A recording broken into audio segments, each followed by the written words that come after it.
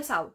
Hoje eu vim conversar um pouquinho com vocês a respeito das leituras que eu consegui fazer no mês de janeiro e também para a Maratona Literária de Verão. Se vocês assistiram o vídeo da minha TBR, vocês sabem as leituras que eu fiz, então hoje eu vou comentar com vocês o que eu achei dessas leituras. Mas antes, eu queria lembrar vocês que se vocês gostarem de alguma dica de leitura que eu der nesse vídeo e vocês quiserem comprar o livro, fazendo isso lá na Amazon, através desse link que tá aqui embaixo na descrição do vídeo, vocês me ajudam muito.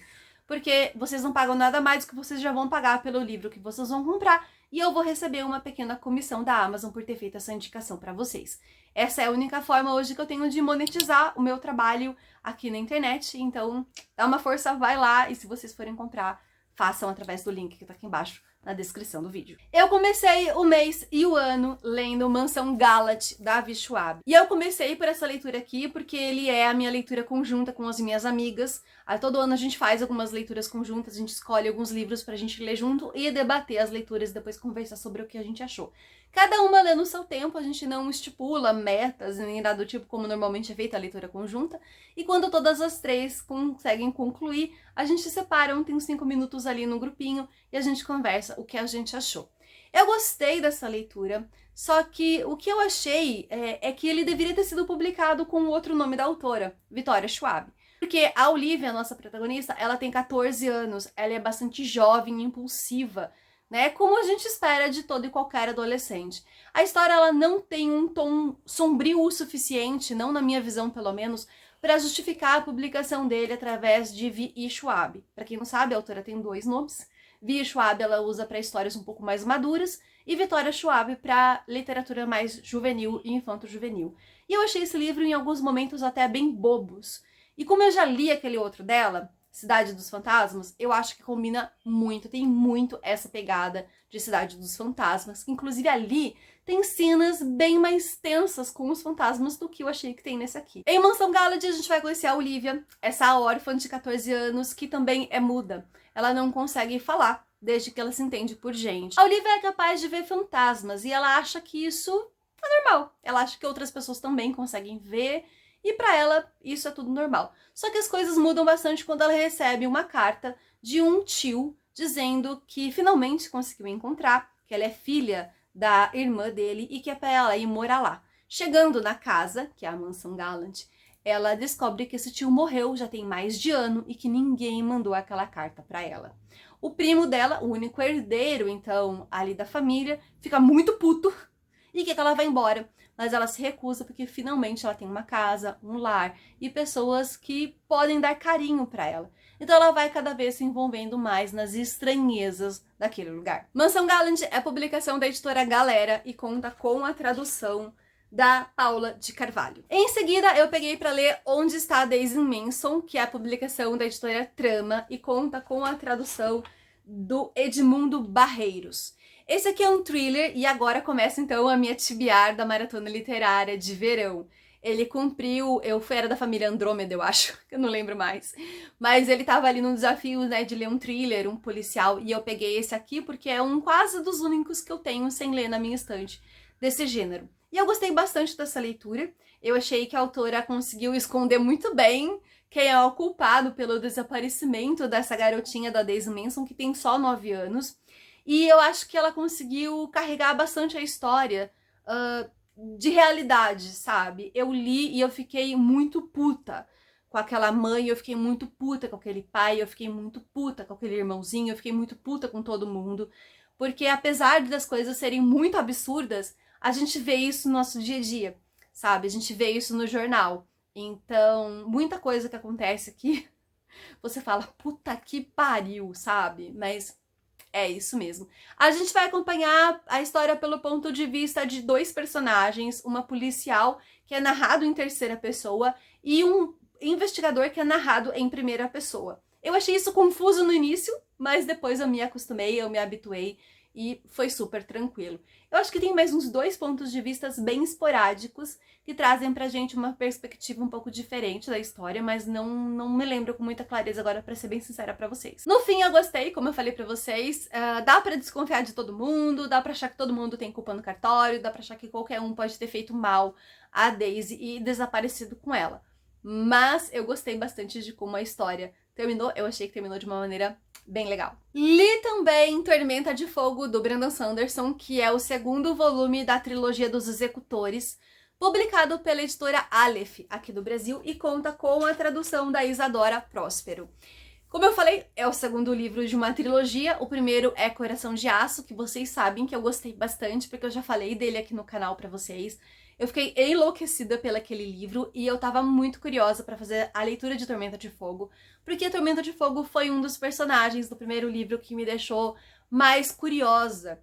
E aí ter, então, o segundo livro a respeito dela me deixou bastante feliz. Eu gostei bastante de acompanhar essa aventura aqui. Não dá pra falar muito a respeito do que acontece dentro desse livro aqui, porque é o segundo livro de uma trilogia e qualquer coisa que eu diga vai ser spoiler pra vocês.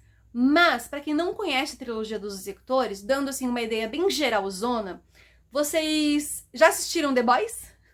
Que é uma série da Amazon Prime.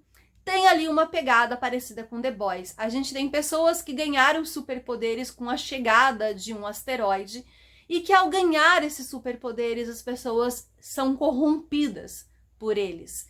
Elas ficam más e simplesmente destroem cidades, matam pessoas por prazer, por puro prazer. E a gente tem um grupo de seres humanos, os executores, que decidem revidar e resolvem matar essas pessoas com poderes.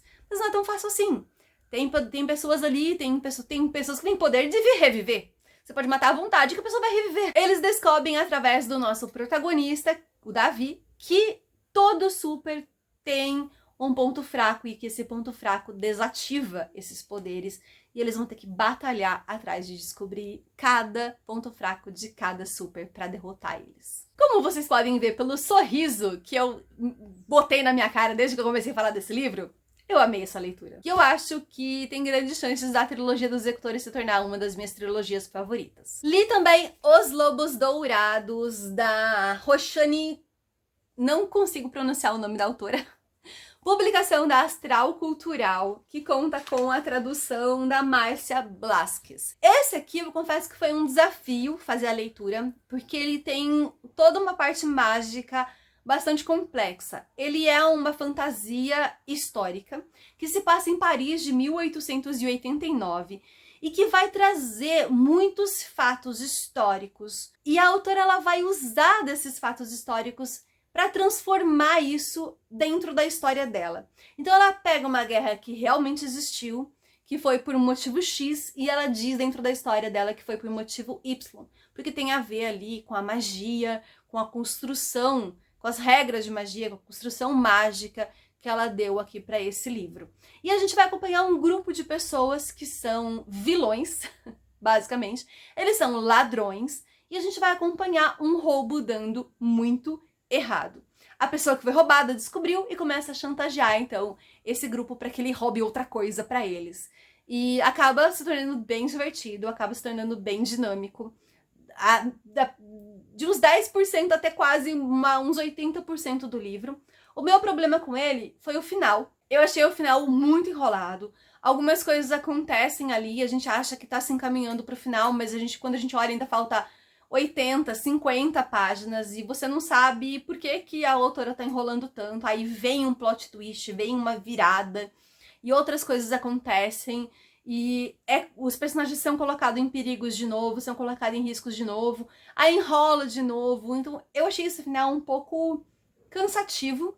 E a parte onde a autora começa a explicar sobre a magia do mundo que ela criou, eu achei bem complexo também, até meio difícil de entender alguns pontos. Pelo menos eu tive certa dificuldade de conseguir entender algumas coisas em alguns pontos. Ela martela bastante, tá?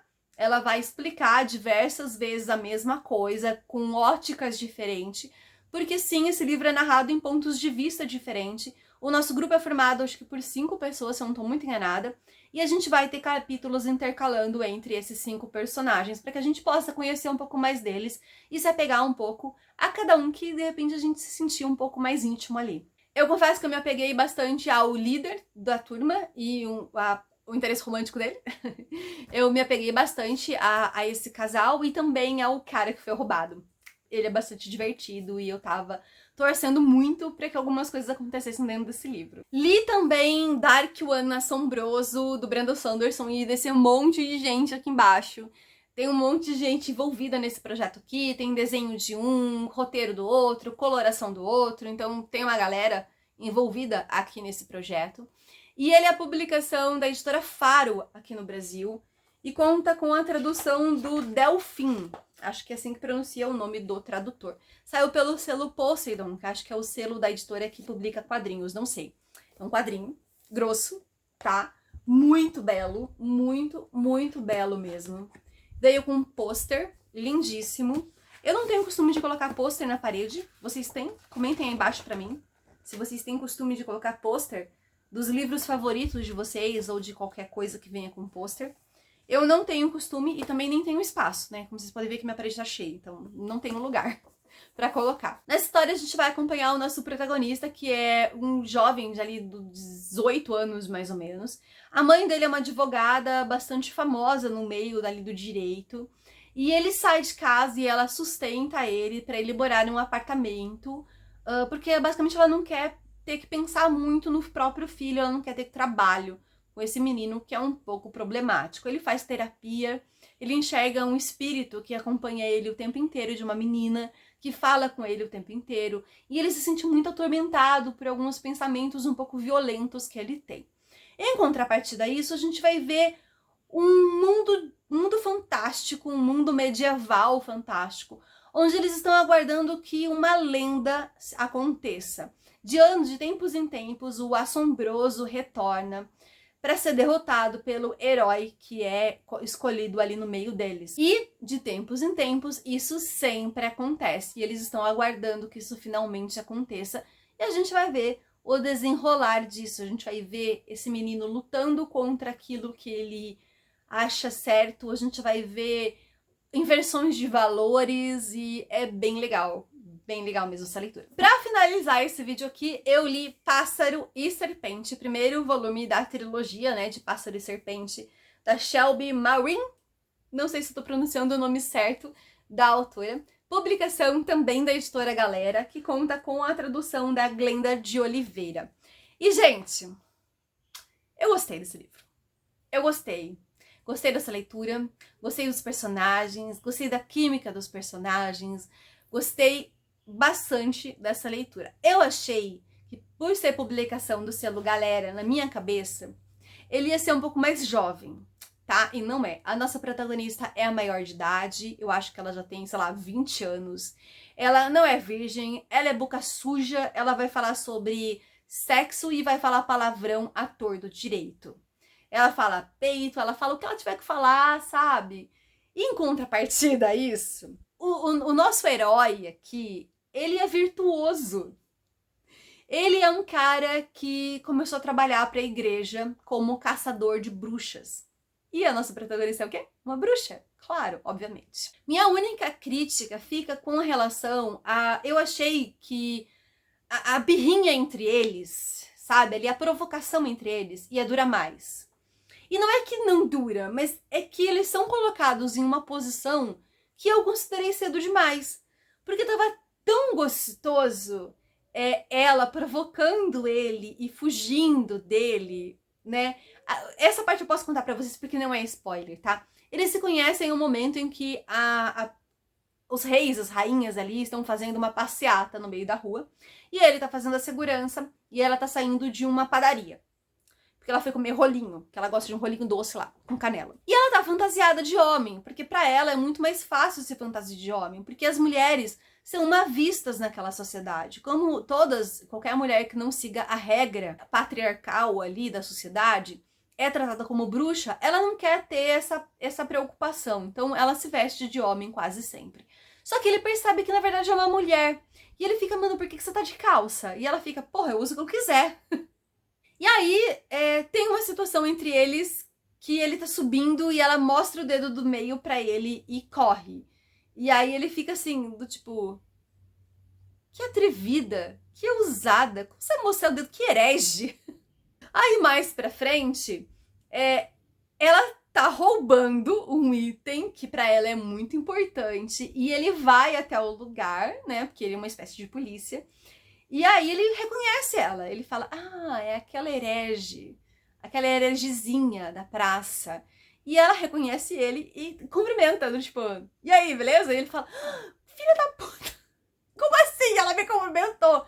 E eu achei muito engraçado, tá? Muito divertido. E só que aí eles são colocados em uma situação que eu não curti tanto, apesar de que isso trouxe mais proximidade entre eles, mas eu confesso que eu não curti tanto assim. Mas eu entendo o motivo da autora, mas eu ainda assim não curti tanto assim, tá? Eu queria que a paixão entre eles, porque, enfim, a gente tá falando de uma romantasia. Eu queria que a paixão entre eles nascesse de uma forma mais engraçada, mais divertida, sabe? E não é tanto assim. Ela continua sendo bastante audaciosa em várias coisas do que ela faz, ela continua provocando muito ele.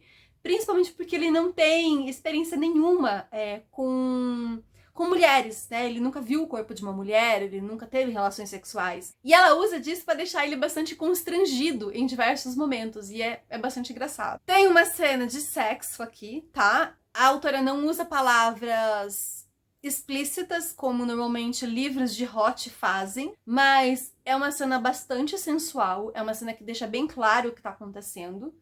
E aí eu acho que esse livro não é tão jovem assim, né? Obviamente, não é tão jovem assim quanto eu achava que fosse. Mas eu acho que não é mais 18, não. Não sei. Aí vocês têm que pesquisar na internet pra saber. Graças ao meu marido, que comprou o segundo livro de presente pra mim, já tenho o segundo livro dessa série aqui e eu pretendo ler ainda esse ano. Olha, eu fazendo promessas de ler continuações. Mas eu gostei bastante da personagem, gostei bastante do universo de magia que a autora criou. Gostei bastante das reviravoltas ali do final, gostei muito. E quero saber como que as coisas vão se desenrolar, porque a gente vai conhecer uma outra parte, a autora promete, que a gente vai conhecer uma outra parte das bruxas, uma outra mitologia de bruxas ali, que são as bruxas de sangue, no segundo volume, que chama Sangue e Mel, obviamente. Então, eu tô bem curiosa pra conhecer um pouco mais dessa personagem, dessa bruxa de sangue, que é amiga da nossa protagonista, e também da cultura dela e de como que funciona a magia dela. Essas foram, então, as leituras que eu consegui fazer no mês de janeiro. Como eu costumo ler bem menos do que isso, então eu tô bem contente comigo mesma. E também por ter conseguido fazer diversas coisas, ter conseguido escrever, ter conseguido jogar videogame, ter conseguido assistir. Eu não vou falar sobre assistir nesse vídeo aqui, porque eu não assisti nada de novo. Eu só tô acompanhando algumas coisas e quando eu terminar, pelo menos a primeira temporada do que eu tô acompanhando, eu venho comentar com vocês sobre o que eu consegui terminar as primeiras temporadas, tá? E aí mais pra frente a gente conversa mais a respeito disso. Queria muito que vocês comentassem aqui embaixo quais foram os livros que vocês leram no mês de janeiro. Deixem as dicas de vocês aqui embaixo, quais foram os livros que vocês leram, quais deles vocês gostaram, quais deles vocês não indicam pra eu ler. Vou gostar bastante de saber. Não se esqueçam de deixar o like no vídeo, ele é muito importante, ajuda muito o crescimento do canal e a divulgação do vídeo, e se inscrever se você não for inscrito. Um beijo, até a próxima!